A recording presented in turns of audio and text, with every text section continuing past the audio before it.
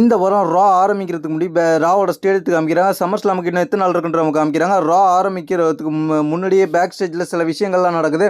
ஆனால் நயமி வரது என்ட்ரன்ஸில் காமிச்சிட்டு அதுக்கப்புறம் பேக் ஸ்டேஜில் பால் கியூமன், பேரன் பிரேக்கர், பிரசன்ட் எல்லாரும் வராங்க. அதுக்கப்புறம் என்ன நடக்குதுன்னு கேட்டிங்கன்னா நயமி தான் பேச ஆரம்பிக்கிறாங்க.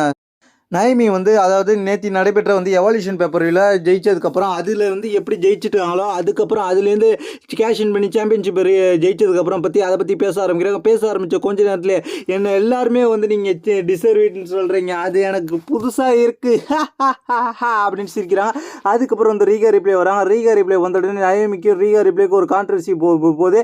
ஏன்னா ரீகா ரிப்ளே ஜெயிக்க வேண்டிய சாம்பியன்ஷிப் தான் நயமி கேஷ் இன் பண்ணி வின் பண்ணிட்டாங்க. அதனால் கான்ட்ரவர்சி போன நேரத்தில் கொஞ்ச நேரத்தில் யூஎஸ்கை வராங்க. யூஎஸ்கையும் இவங்களுக்குள்ள ஒரு பயங்கரமான கான்ட்ரவர்சி போது இவங்க 3 பேருக்குமே கான்ட்ரவர்சி போகிறத பார்த்தோன்னே என்ன நடக்குதுன்னு கேட்டிங்கன்னா பயங்கரமாக அடிச்சுப்பாங்க தான் பார்த்தோம். ஆனால் அடிச்சிக்க போகிற நேரத்தில் என்ன நடந்துச்சுன்னு கேட்டிங்கன்னா மேனேஜர் என்ன பண்ணுவாருன்னு கேட்டிங்கன்னா உங்கள் 3 பேருக்குமே சம்மர் ஸ்லாமில் ஒரு மேட்ச் இருக்குது, அதுவும் triple threat match, women's world heavy championship மேட்ச்ன்ற மேட்சை கன்ஃபார்ம் பண்ணிட்டு போயிடுவார்.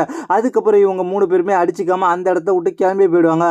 அதுக்கப்புறம் என்ன நடக்கும்னு கேட்டிங்கன்னா இந்த செக்மெண்ட் முடிஞ்சதுக்கப்புறம் அடுத்த செக்மெண்ட்டாக என்ன நடக்கும்னு கேட்டிங்கன்னா அடுத்த செக்மெண்ட்டாக ஒரு டாக் டீம் சாம்பியன்ஷிப் மேட்ச் நடக்கும். அந்த மேட்ச் யார் யாருக்குன்னு கேட்டிங்கன்னா குபிக்கி வாரியர்ஸ் வர்சஸ் அதுக்கப்புறம் ஜட்ஜ்மெண்ட் டே சேர்ந்த உமன்ஸில் உள்ள 2 பேருக்கும் இவங்களுக்குள்ள டாக் டீம் சாம்பியன்ஷிப் மேட்ச் மாதிரி நடந்துச்சு. இந்த மேட்சை பொறுத்த வரைக்கும் 2 டீம் நல்லா பெர்ஃபார்மன்ஸ் பண்ணாங்க. இந்த மேட்ச்சில் பொறுத்த வரைக்கும் என்ன இருந்துச்சுன்னு கேட்டிங்கன்னா டாமினிக் மிஸ்ட்ரியோட இன்டர்ஃபியர் இருந்துச்சு. டாமினிக் மிஸ்ட்ரியோட இன்டர்ஃபியரால் தான் இந்த மேட்ச்சில் என்ன நடந்துச்சுன்னு கேட்டிங்கன்னா குபிக்கி வாரியர்ஸ் தோக்குற மாதிரி ஆயிடுச்சு. ஜெயிக்க போகிற மேட்சை தோக்குற மாதிரி ஆயிடுச்சு. டாமினிக் மிஸ்ட்ரியோ ஒரு கட்டத்தில் கடுப்பான ஆஸ்கர் டாமினிக் மிஸ்ட்ரியோ கூட எல்போ வைப்பாங்க, பேக் எல்போ. இந்த மூமெண்ட் பயங்கரமாக இருக்கும். இருந்தாலும் இந்த மேட்ச்சில் ஆஸ்காவை ரோல் பின் பண்ணி வின் பண்ணிடுவாங்க ராக்ஸ்னி. இந்த மேட்ச்சில் வின் பண்ணி சாம்பியன்ஷிப்பை ரிட்டைன் பண்ணிட்டு போயிடுவாங்க.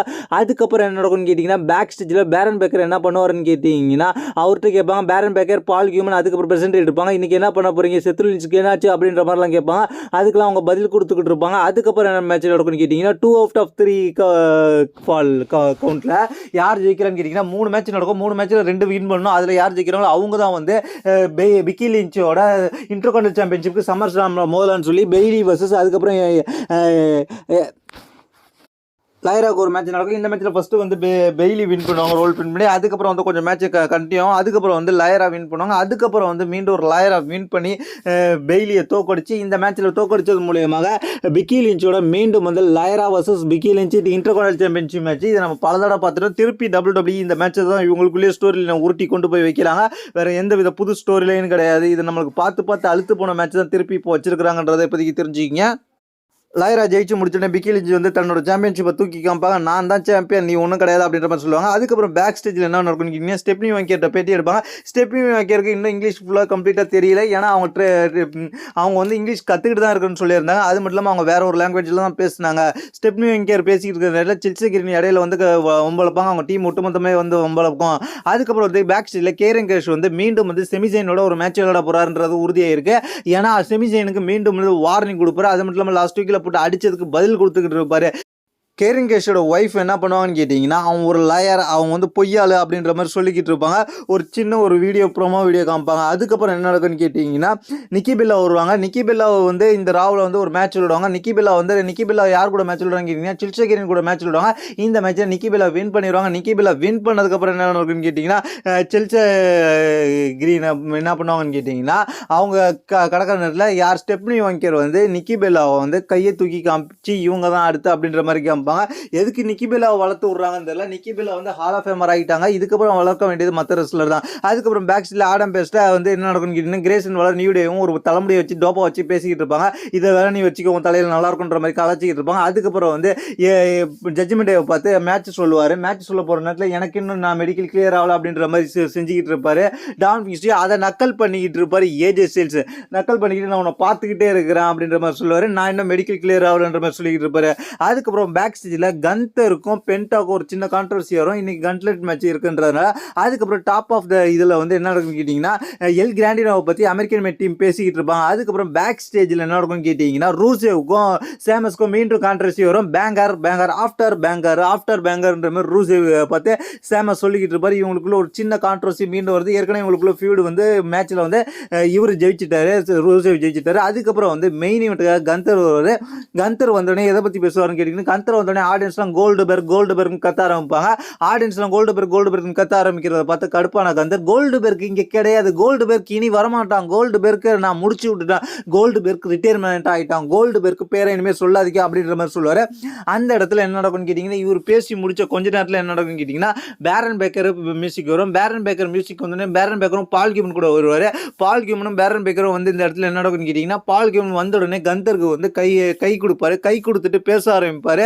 என்ன நடக்குதுன்னு கேட்டிங்கன்னா, உனக்கு கூட சம்மர் ஸ்லாமில் மோத போகிறது இவன் தான் ஜெயிச்சு உன் கூட மோத போகிறான் இன்றைக்கி நடக்கிற மேட்ச்சில், அதனால் நீ காத்துக்கிட்டே இரு, உன் கதையை முடிக்க போகிறது பேரன் பேக்கர் தான் அப்படின்ற மாதிரி ஒரு பயங்கரமான வார்னிங் கொடுப்பாரு.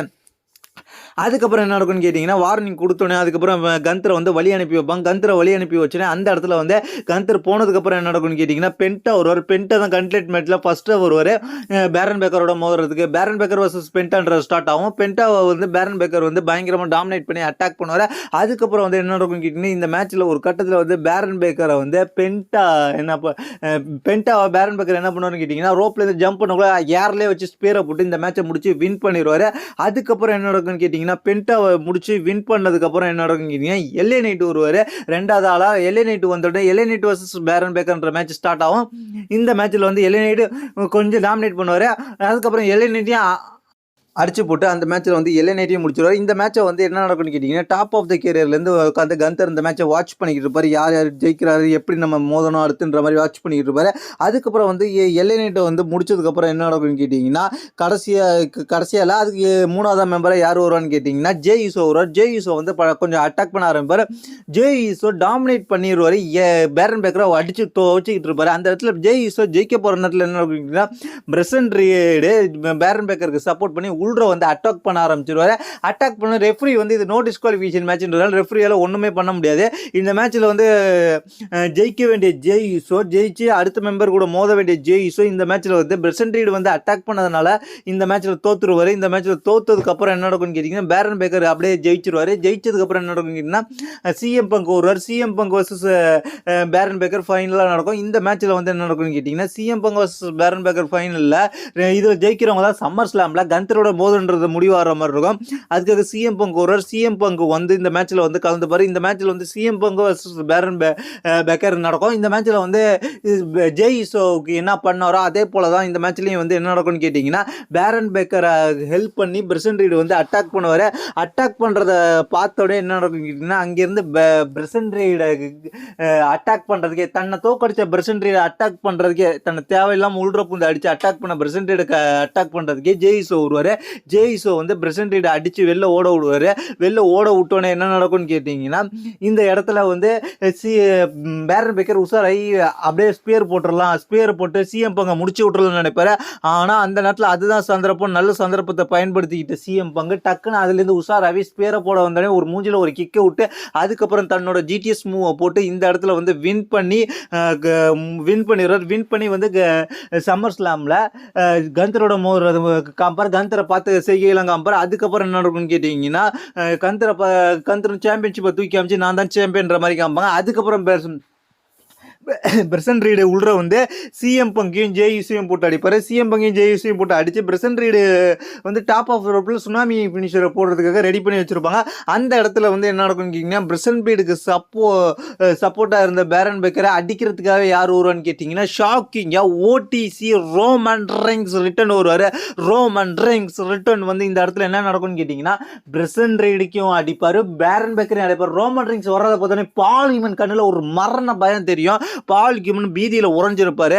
வந்த பக்கத்துக்கு ரெண்டு பேருக்கும் ஒரு சூப்பர்மேன் பஞ்சு வச்சுட்டு கிடைச்ச பிரசன்ட் ரீடுக்கு ஒரு ஸ்பேரை போட்டுட்டு அந்த இடத்துல பார்ப்பார் ஆக்ரோஷமா. பால் ஹியூமன் பயந்த பிரசன்ட் ரீடையும் பேரன் பேக்கரையும் இழுத்துக்கிட்டு ஓடுவார். இந்த இடத்துல பயங்கரமாக இருந்துச்சு. அதுக்கப்புறம் என்ன நடந்துச்சுன்னு கேட்டிங்கன்னா, ரோமன் ரெயின்ஸ் ஜே ஈசோ கையை குடிச்சு தூக்கி விட்டுட்டு அதுக்கப்புறம் வந்து சிஎம் பங்கையும் பார்ப்பாரு. மூணு பேரும் ஒருத்தவங்க பார்த்துக்கிட்டு இருப்பாங்க. அந்த இடத்துல வந்து இந்த இடத்த அதோட ரா முடிஞ்சிடும். என்ட்ரன்ஸ் சைடு வந்து யார் ஓடி போய் நிற்பான்னு கேட்டிங்கன்னா, சிஎம் பங்கிட்ட அடி வாங்கிட்டு ஓடி இருப்பாங்க. ரோமன் ரெயின்ஸுக்கு வந்து காப்பாற்றுறதுனால அடி வாங்கிட்டு ஓடி இருப்பாங்க. இந்த அடியெல்லாம் தாங்க முடியாமல் என்ட்ரன்ஸ் கிட்ட போய் பேரன் பேக்கரும் பிரசன்ட் ரீடும் போய் படுத்து கிடப்பாங்க. பால் ஹியூமன் வாங்கடா ஓடிடலாம் அப்படின்ற மாதிரி கேட்பாரு. ரோமன் ரெயின்ஸ் அப்படியே பால் ஹியூமனை பார்த்து சிரிப்பார், நக்கல ஒரு சிரிப்பு. இதுதான் இந்த ராவல் நடந்துச்சு. இதை பற்றி உங்களுடைய கருத்து கீழே கமெண்ட்ஸ் பண்ணுங்க. தேங்க்ஸ் ஃபார் வாட்சிங்.